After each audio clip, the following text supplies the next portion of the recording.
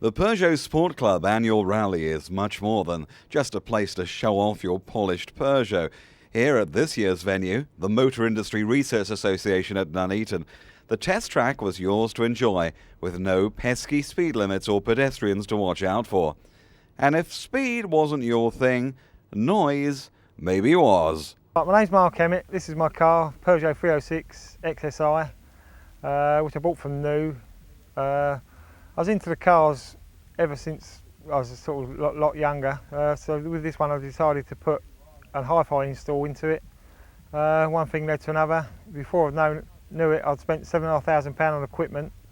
A year of my life pulling my car apart, installing a hi-fi, which went on to win Live 95 Novice Free. I don't like leaving it parked up anywhere. If I park it in a car park, I'll park it in a distant corner so no one opens doors on it, or park it where I can see it. It don't come out as often as it should do. It's a nice car and it don't get the use it should. On the rear shelf there's a Peugeot toolbox, which a lot of people think is a Peugeot part. That is again part of the hi-fi, which is like custom built by myself in order to sort of generate some points for the competitiveness of sound off. As you can see from the film, I've adapted my car. Down low here below the ashtray there's a temperature gauge, which ain't for the exterior temperature, it's the temperature of the sub bass amplifier. There's a probe installed in the amp which tells me the internal temperature so that I can keep an eye on the system. Also on the steering wheel I've put some micro switches under the steering wheel so I can change volume, track, switch from compact disc to radio. But it wasn't just the power of the amplifiers that was pumping out this weekend, but also elbow power. It was show and shine time. Today, both myself and Glenn Campbell will be judging the show and shine and the concourse. In the show and shine, what we'll be looking for is everyday cars that are used to and from work, normal commuting, which are maintained meticulously by the owners. What we're looking for is immaculate paintwork, no curb wheels, immaculately clean engine bays, you know, something that's absolutely babied by its owner and cherished. In the concourse, that is another league altogether. These men are insane. The cars are basically out the factory, brand new, totally nut and bolt rebuild cars. And that's what we'll be judging them on today, as a brand new car. Well, not such as an obsession, but well, I don't think it is, but the girlfriend does. She thinks I've gone too far. I spend more time with the car than I do with her. I've entered it for the concourse. I came down yesterday afternoon, I jet washed it, and I came back to the hotel and I got a sponge and I washed it again. Came here this morning, I've washed it all off and polished it. Got here for about 7:30 this morning. I started. I was on about 1 o'clock. So a lot of time spent on it. When I first bought the car, it was totally standard, 205 GTI 1.9, and within the 3 years I've just carried out numerous modifications. I've won quite a few trophies. Also, it's actually been in Max Power magazine and the Revs magazine. So all the work they have put into it, it's not gone to waste.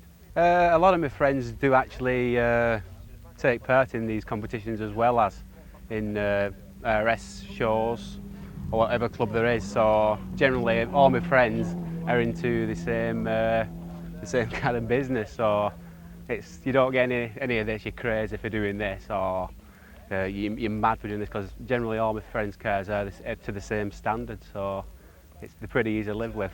In the last week I've averaged a good 13 hours a day in the last, week and a half, just before running up to the show. Yes, he actually said 13 hours a day working on his car. That's obsession with a capital O.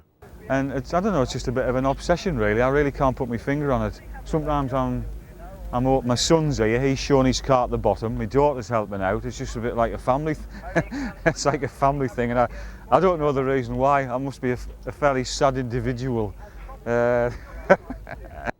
Sadness was the emotion furthest from people's minds when they were zooming round the Myra track here at Nuneaton, pretending they were a touring car champ.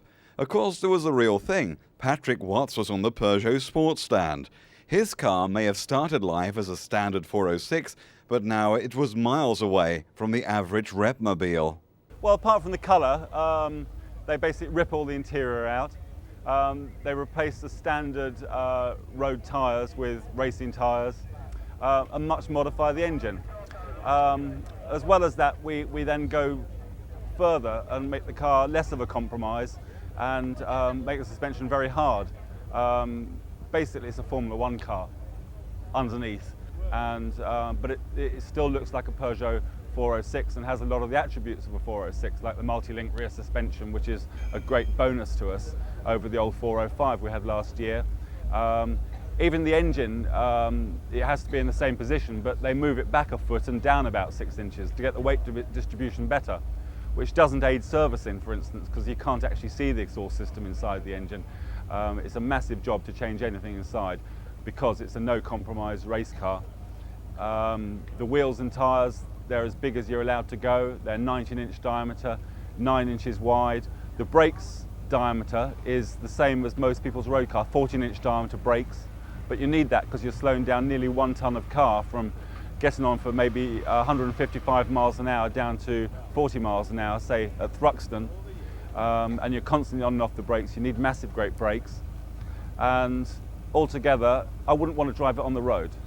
Give me my 406 V6 any day. I've just been going around the high-speed circuit here in the 306 GTI and the GTI 6 and the 106 GTI at like 140 miles an hour, going around the bank corners at 125 to 130. When you're racing, you're used to dicing wheel to wheel at 130, 140 miles an hour. Then you get on the motorway on the way home, down the M6, round the M25, and you think it is totally safe. While we enjoy the day's proceedings, let's have a thought for the organiser. After all, days like this don't just happen. First one had to find a venue that could be afforded and then bring everything on that you require. Toilets, refreshments, the traders of course, mobile generators, loads of things that one wouldn't normally think about. Refreshments, ice cream carts, the insurance. Funnily enough, the highest insurance is for the quarter-mile standing start sprint, where one goes in one's own car. It's just for a few seconds and the risk is very low. In fact, the insurance for the performance circuit over here, which has more vehicles on, is relatively low. Of course, one of the advantages of joining a club like this is to help get cheaper insurance. As you know, if you modify a car, it's a real problem. And looking around, there was hardly an unmodified car in sight. Well, it's a little bit different, this one. It's got a transplant in MI16 engine out of a 405, which wasn't brought into this country as a standard vehicle. They did do it in France, and it was sold in France on left-hand drive form. They've imported quite a few into this country, but I don't think there's a 5-door one at all in the UK. Made a 2.5 to Gutman +1 conversion with 150 plus brake, highly modified cam, inlet manifold, filter and exhaust on it. It's a rather scrumptious wheels on as well at the moment. This is my little baby, 306 XSI 2 litre. I've quite extensively modified it cosmetically. Engine has had like mild modifications. It's about 145 brake horsepower, which is slightly up on standard. I've uprated the suspension, put larger wheels on, changed the headlights, put the spoilers on and had it all painted, put a nice stereo in it, just made it to my own intent really. But I love it, I'll never part with it. And it's a Peugeot 309 GTI, 16 valve, which I've transplanted myself with the help of a friend. It's got about 190 brake horsepower, bigger brakes, bigger suspension. At a recent rolling road event in West Yorkshire, we had problems holding it down onto the rollers. So we had 6 people sat on the front of the car and around 5 people sat inside trying to keep it stable so it didn't jump out with the power. We got 184 brake horsepower at 6,000 revs, but it could have gone some more, but we couldn't hold it down.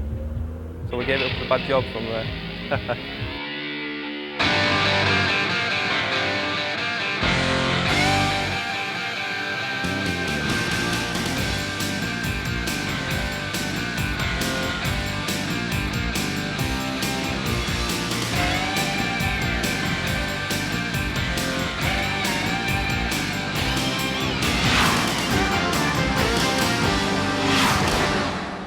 As the polishing, admiring, bragging and thrashing continued into the afternoon, one couldn't help wondering what was the single element that bonded these people together. Was it simply automotive camaraderie, or something special about that Peugeot marque? For me, Peugeot are unique in a way. I mean, you've got the likes of your Ford Cosworths and all that sort of stuff, but they just don't have the style at the end of the day. I mean, Peugeots are just that little bit different, and I suppose that's why I like them so much, because I'm that little bit different myself. They make true drivers' cars, real drivers' cars. I mean, I've looked at various other cars. You know, I can't honestly say I've thought about selling this one, but I've looked at various other cars, and I'd have to spend a hell of a lot more money to get the sort of, you know, grin factor I get with this thing. That's what makes them so special. It's one of the only manufacturers stuck to the name GTI and followed all the way through performance cars. 2.5, 3.6 now cult versions of the Peugeot marque. Peugeot are the ultimate hot hatch. It's an affordable sports car, what an everyday man can get out and enjoy. Well, for me particularly, because for many years I worked for its predecessor in this country, which was Chrysler. But they're just a very good car, they're an affordable vehicle, and they seem to attract a great deal of loyalty, and you only have to look over there to see the Club Peugeot people who come to see us today, to see that it has adherents of all ages and all ages of Peugeots. And they're certainly the most exciting car to drive that I've ever had, and I've been in the motor industry most of my life.